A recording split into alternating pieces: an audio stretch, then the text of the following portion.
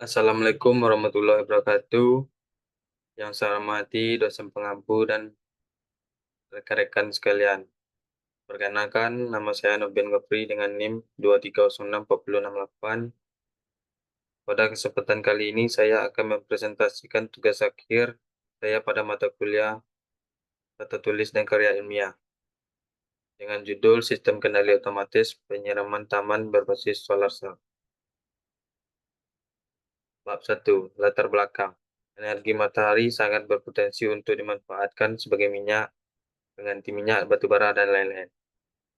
Energi merupakan kebutuhan primer bagi kehidupan manusia di zaman yang modern ini, terlebih dalam hal energi listrik. Tantangan perawatan taman, manual, boros waktu, dan air. Solusinya, sistem penyiraman otomatis berbasis panel surya. Rumusan masalah. Yang pertama itu bagaimana panas matahari dapat dimanfaatkan sebagai sumber energi listrik untuk penyiraman tanaman. Yang kedua itu bagaimana kontrol dan sensor hujan dapat bekerja secara maksimal. Batasan masalah. Batasan masalah pada penelitian ini meliputi yang pertama itu pada perancangan alat, tidak membahas tentang pemrograman alat.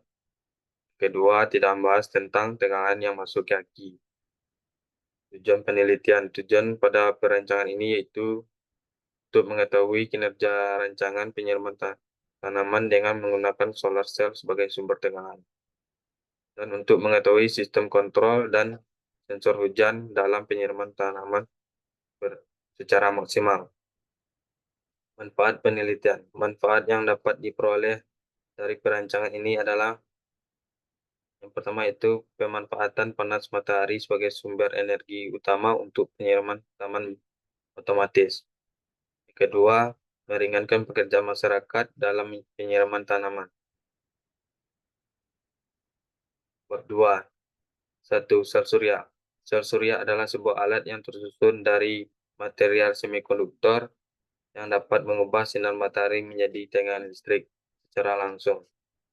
Sering juga dipakai istilah fotovoltaik. Sel surya pada dasar terdiri atas sambungan P ke N yang sama fungsinya dengan sebuah dioda.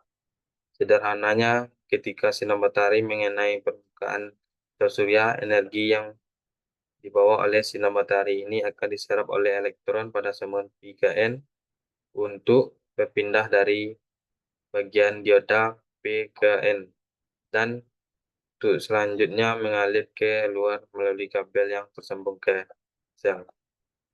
Contoh sel surya yang dapat dilihat pada gambar.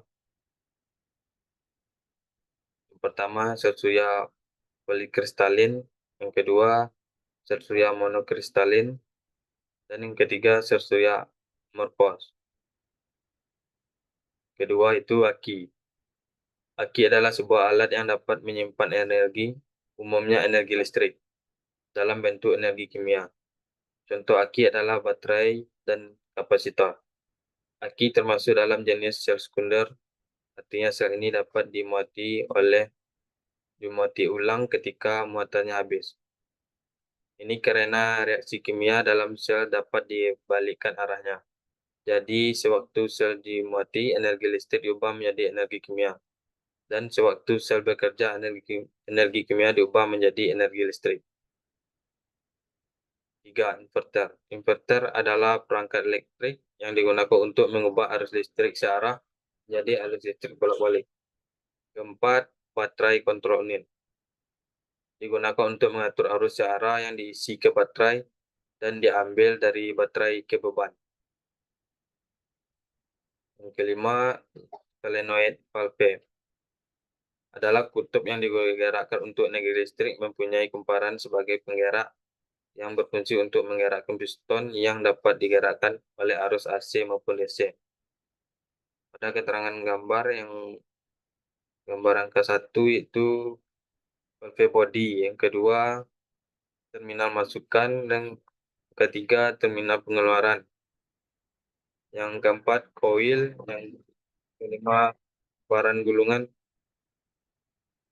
yang keenam kabel suplai tegangan, yang ketujuh plunger, yang ke-8 spring, 9 lubang. 6. Pompa air. Pompa air adalah alat yang memindahkan air dari tempat bertekanan rendah ke tempat dengan tekanan yang lebih tinggi. 7. Kabel dan pipa. Kabel yang digunakan itu NYM dan NYAF dengan pipa PVC standar JIS. Bab 3. Tahapan penelitian. Pertama, studi pendahuluan. 2. Data kepustakaan. 3. Penelitian lapangan. 4. Tahapan perancangan. Blok diagram rangkaian. Pertama, panel surya menangkap sinar matahari untuk diubah menjadi energi listrik. Kemudian energi listrik dihasilkan tadi kemudian masuk ke dalam BCU. Hal ini dimasukkan agar tegangan yang masuk ke baterai lebih stabil sehingga tidak merusak aki atau baterai. Kemudian energi listrik disimpan ke dalam aki. Energi listrik dari aki kemudian diubah menjadi tegangan AC oleh inverter. Keluaran dari inverter kemudian masuk ke kontrol dan diteruskan ke beban. Baik, hanya itu yang dapat saya sampaikan. Kalau ada salah kata, saya minta maaf. Saya ucapkan terima kasih.